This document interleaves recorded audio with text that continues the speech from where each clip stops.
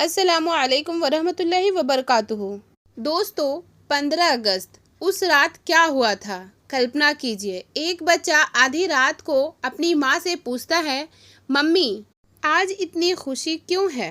माँ उसकी तरफ देखती है, कुछ पल चुप रहती है और फिर उसकी आंखों में आंसू आ जाता है। बच्चा दोबारा पूछता है, मम्मी आप रो क्यों रही हैं? माँ मुस्कुराकर कहती है, बेटा आज हमारा देश आज़ाद हो गया। बच्चा खुश हो जाता है, लेकिन उसे क्या पता था कि इस आज़ादी के पीछे कितनी माताओं के बेटे वापस नहीं आए थे, कितनी पत्नियां अपने पति का इंतज़ार कर रही थीं और कितने बच्चे अपने पिता को हमेशा के लिए खो दिया था। 15 अगस्त की सुबह खुशियों की थी, लेकिन उस खुशी तक पहुंचने वाली रात बहुत लंबी थी। आज की कहानी उसी एहसास की है। एक अलग सुबह सूरज रोज की तरह निकला था। हवा भी वही थी, आसमान भी वही था, लेकिन उस दिन भारत की हवा में कुछ अलग था।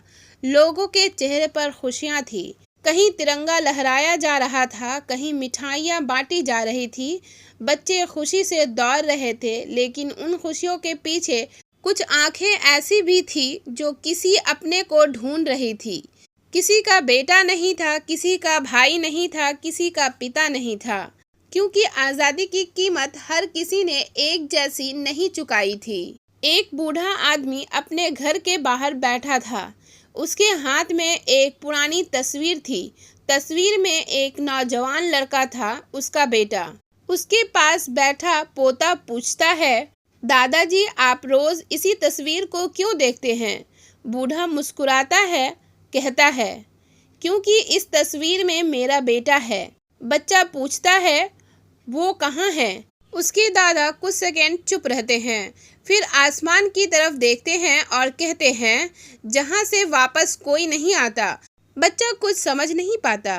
बूढ़ा तस्वीर को सीने से लगाता है और कहता है, उसने कहा था एक दिन हमारा देश आज़ाद होगा। मैं उस दिन को देखूं या न देखूं, लेकिन तुम ज़रूर देखना। उस बूढ़े की आंखों में आंसू निकल आते हैं।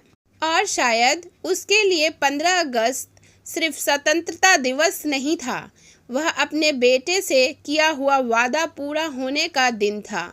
आज़ादी की सबसे बड़ी कीमत। हम आज़ादी को बहुत आसानी से महसूस करते हैं।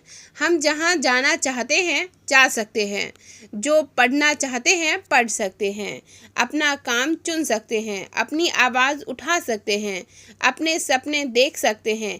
लेकिन एक पल के लिए सोचिए, अगर आपको अपने ही देश में अपनी ज़िंदगी के फ़ैसले लेने की आज़ादी न मिले तो? अगर आपकी आवाज़ दबा दी जाए तो?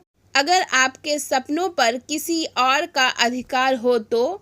तब आपको आज़ादी की कीमत समझ आएगी। इसीलिए हमारे पूर्वजों ने सिर्फ अपने लिए संघर्ष नहीं किया था, उन्होंने हमारे लिए रास्ता बनाया था। कुछ लोग इतिहास बन गए। आज हम भगत सिंह का नाम लेते हैं, चंद्रशेखर आज़ाद का नाम लेते हैं, महात्मा गांधी का नाम लेते हैं, सुभाष चंद्र बोस का नाम लेते हैं, रानी लक्ष्मीबाई को याद करते हैं, लेकिन इनके पीछे हजारों लाखों ऐसे लोग भी थे जिनके नाम शायद हमें कभी पता नहीं चले। उन्होंने इतिहास में अपना नाम लिखवाने के लिए संघर्ष नहीं किया था। उन्होंने सिर्फ एक सपना देखा था, भारत आज़ाद होना चाहिए, और यही सपना धीरे धीरे करोड़ों लोगों की आवाज़ बन गया। एक माँ का इंतज़ार। एक माँ रोज़ दरवाजे की तरफ देखती थी। उसे उम्मीद थी कि उसका बेटा वापस आएगा। हर बार दरवाजे पर किसी के कदम की आवाज़ आती, उसका दिल कहता, शायद मेरा बेटा आ गया, लेकिन दरवाज़ा खुलता तो कोई और होता।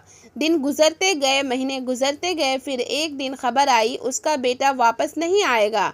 माँ ने रोते हुए सिर्फ इतना कहा, मेरा बेटा चला गया, लेकिन अगर उसके बलिदान से मेरा देश आज़ाद होता है तो मुझे उस पर गर्व है। यह शब्द सुनना आसान है, लेकिन एक माँ का अपने बेटे को खोकर भी देश के लिए खड़े रहना, यह आसान नहीं था। अब हमारी बारी है। आज हमें बंदूक उठाने के लिए नहीं कहा जा रहा है। आज हमें किसी युद्ध में जाने के लिए नहीं कहा जा रहा है। आज हमसे सिर्फ एक चीज़ मांगी जा रही है, अपने देश को बेहतर बनाने की कोशिश। अगर आप एक स्टूडेंट हैं तो ईमानदारी से पढ़िए। अगर आप नौकरी करते हैं तो ईमानदारी से काम कीजिए। अगर आप व्यापार करते हैं तो ईमानदारी से व्यापार कीजिए। अगर आप सोशल मीडिया चलाते हैं तो नफ़रत फैलाने के बजाय कुछ अच्छा फैलाइए, क्योंकि देश सिर्फ सीमा पर नहीं बनता। देश घरों में बनता है, स्कूलों में बनता है, दफ्तरों में बनता है और हमारे व्यापार से बनता है। आप सोच सकते हैं मैं अकेले क्या कर सकती हूँ, लेकिन याद रखिए, बड़ी बड़ी चीज़ें हमेशा छोटी शुरुआत से बनती है।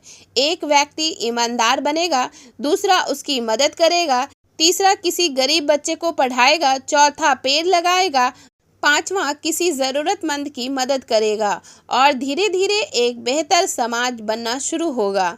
यही असली देशभक्ति है। तो इस 15 अगस्त जब आपके हाथ में तिरंगा हो तो उसे एक झंडा मत समझिएगा, उसमें उन लोगों की उम्मीद देखिए जिन्होंने आज़ाद भारत का सपना देखा था। जब देशभक्ति का गीत सुने तो सिर्फ गीत मत सुनिए, उसके पीछे छिपी कुर्बानी को महसूस कीजिए। और जब कोई कहे भारत के लिए तुमने क्या किया, तो जवाब देने से पहले एक बार अपने दिल से पूछिएगा, क्योंकि भारत हमेशा सिर्फ प्यार नहीं मांगता, भारत हमेशा जिम्मेदारी मांगता है। हो सकता है उनके नाम तक ना जानते हों, लेकिन हम उनकी कुर्बानी का परिणाम हर दिन जी रहे हैं। हमारी आज़ादी हमारी सबसे बड़ी विरासत है। इसे सिर्फ सेलिब्रेट मत कीजिए, इसे संभाल कर रखिए। इस 15 अगस्त अपने घर में तिरंगा ज़रूर लगाइए, लेकिन उससे भी ज़्यादा ज़रूरी है अपने दिल में भारत के लिए सम्मान रखिए। अगर आप भी मानते हैं कि आज़ादी की कीमत कभी नहीं भुलानी चाहिए तो कमेंट में लिखिए, मेरा भारत मेरी जिम्मेदारी। और इस वीडियो को आगे ज़रूर शेयर कीजिए, क्योंकि हो सकता है आपका एक शेयर किसी एक इंसान को अपने देश के प्रति अपनी जिम्मेदारी याद दिला दे। जय हिंद, वंदे मातरम।